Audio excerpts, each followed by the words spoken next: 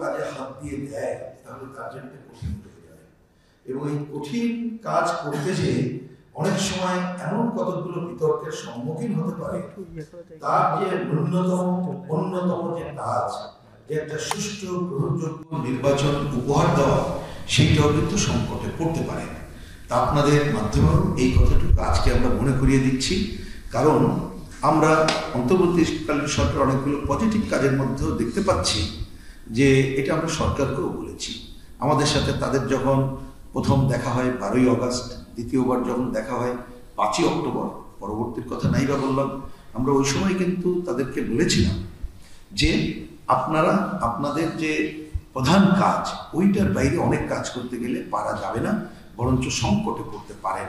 তার কারণ আমরা জানি তো এটা একটা রেগুলার গভর্নমেন্ট না, ইউনিফাইড গভর্নমেন্ট না, এর মধ্যে নানা মত পথের মানুষ আছে। সুতরাং গুরুত্ব দেওয়া দরকার ভালো নির্বাচনের জন্য, যা যা সংস্কার করা দরকার, যা যা প্রয়োজন সেইটা করেই নির্বাচনী পথরেখাটা আগেই করা দরকার। এবং তার ওই সময় আমরা যতটুকু পারি সংস্কারের কাজকে আমরা এগিয়ে নেব। তা আমি প্রত্যাশা করব আপনাদের মাধ্যমেও সেই পরামর্শের মধ্য দিয়ে সরকার এই কাজটি তারা প্রধান কাজ হিসাবে নেবেন এবং করবেন। আমাদের এই ব্যাপারে দ্বিতীয় বক্তব্য হলো যেটা আমাদের ঐক্যমত্য কমিশনের মাননীয় সহসভাপতি বললেন, যে আলাপ আলোচনার মধ্য দিয়ে আমরা একটা সনদ তৈরি করতে পারি কিনা। আমরা খালি শুরুতে একটা প্রারম্ভিক কথা বলি, আশা করি একটু পরের আলোচনার মধ্য দিয়ে কথা বলবো। আসলে সনদটা তো একটা অনেক বড় ব্যাপার।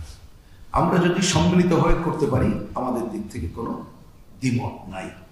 কিন্তু আমরা 5ই অক্টোবর, আমি 2024-এর কথা বলছি, ডক্টর মোহাম্মদ ইউনূস সাহেবের আমন্ত্রণে যে কথাগুলো আমরা বলেছিলাম, ওনাকে আমরা কিন্তু একটু বলেছিলাম যে দেখেন, ঐক্যমত্য আমরা করতে চাই, কিন্তু এইবারের আন্দোলনের মধ্য দিয়ে এমন অনেকগুলো অনৈক্যের ধারা সৃষ্টি হয়েছে, তাতে আপনি যদি পুরো ঐক্যমত্য তৈরি করতে চান তাহলে কিন্তু এটা হয়তো বা কঠিন হয়ে যাবে।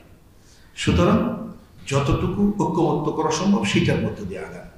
এবং আমি আজকেও আপনাদের মাধ্যমে ওনাকে ধন্যবাদ দিতে চাই। উনি 2024 সালের 5ই অক্টোবর আমাদেরকে বলেছিলেন যে কথা সবাই বলতে দেন, আমাদের যতটুকু ঐক্যমত্য হয় সেটাকে ধরে আমরা আগাবো। আমি আশা করি উনি সেই কাজ করবেন। আমি কথাটা কেন বললাম শুধু এই পয়েন্টে বলি, দেখুন আমরা দেখতে পেলাম এই গণঅভ্যুত্থানের যে বিজয় আমরা লাভ করলাম, তার অন্যতম আকাঙ্ক্ষা ছিল গণতন্ত্রের আকাঙ্ক্ষা, অন্যতম আকাঙ্ক্ষা ছিল শোষণ মুক্তির আকাঙ্ক্ষা, অন্যতম আকাঙ্ক্ষা ছিল আমরা এই স্বৈরতান্ত্রিক ফ্যাসিবাদী এই ধরনের যেটা আচরণ বা এই ধরনের যে ঘটনাবলী যাতে ঘটে সেটাকে আমরা অ্যাবলিশ করার প্রচেষ্টা গ্রহণ করবো, যাতে ফিরে না আসতে পারে। কিন্তু আমরা দেখলাম শুরুতে আমাদের মুক্তিযুদ্ধকে নিয়ে কাউন্টার পোজ করে এমন কতগুলো কথা তৈরি করা হলো যেন তাকে রিপ্লেস করে 47-এর ধারাবাহিকতায় 24-এর। তো এই ধরনের কতগুলো ঘটনা শুরুতে কিন্তু কতগুলো বিতর্ক তৈরি করেছে। সুতরাং আমরা আশা করব যে এই বিতর্কগুলো বন্ধ করে যেভাবে ঐক্যমত্যের জায়গায় যেতে পারি, গণতন্ত্র এবং বৈষম্য মুক্তির দিকে যেতে পারি, আপনারা যারা আছেন সবাই সম্মানিত ব্যক্তিবর্গ, সেই প্রচেষ্টা যদি গ্রহণ করি তা আমরা আগাতে পারব। আমার এই পর্বের শেষ বক্তব্য হলো, আমরা মনে করি, এটা এই পর্বেই বলে রাখি যেহেতু সনদের কথা উঠেছে, আমরা ঐক্যমত্য যতটুকু হব সেইটাকে ধরে যেটা তৈরি করতে পারবো, তার যদি একটা পজিটিভ সিগন্যাল তৈরি করা যায়, আমরা কমিউনিস্ট পার্টি কোনো দ্বিমত করি না। কিন্তু আমাদের অতীতের অভিজ্ঞতায় যেটা দেখি, আমাদের কাছে মনে হয় সনদের বাইরেও এটা একটি মনে করতে আপনারা বিবেচনা করে দেখতে পারেন, যেটা 90-এ আমরা 3 জোটের রূপরেখার বাইরে একটা আচরণবিধি তৈরি করা হয়েছিল। যদিও খুবই দুঃখের সাথে বলতে হয় তারপরে ক্ষমতাসীনরা কেউ এটাকে রক্ষা করেনি, যার জন্যে একটা বড় প্রশ্ন আসে যে এইগুলো একটা তৈরি করলে হবে কিনা। কিন্তু আমরা মনে করি যে ওইবারের প্রেক্ষাপট এইবারের প্রেক্ষাপট এক না।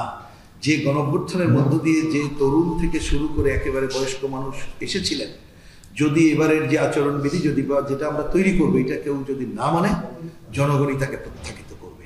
এই বিবেচনায় আমরা একটু বিবেচনার কথা বলি, অন্তত পক্ষে ওইটাকেও হিসাব রেখে আমরা একটা রাজনৈতিক দল, কারণ তাদের তো একটা বড় দায়িত্ব, বিভিন্ন সংগঠন অন্যদের একটা বড় দায়িত্ব, তাদের নিজস্ব সংস্কার করা, নিজস্ব কাজের পরিবর্তন করা, জনগণের সামনে দৃশ্যমান করা বড় দায়িত্ব। এই জন্য প্রয়োজনে আমরা কোনো একটা আচরণবিধিও করতে পারি কিনা।